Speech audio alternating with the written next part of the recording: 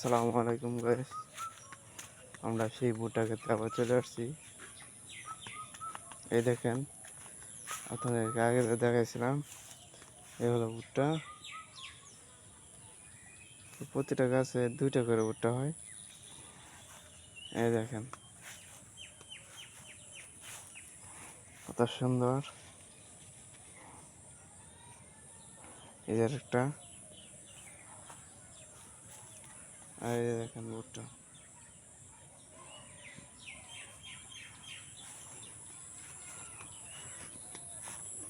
আর দেখেন ফুলগুলো কত সুন্দর।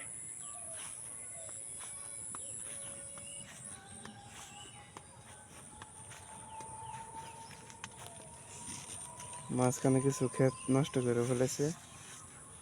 এই যে দেখেন,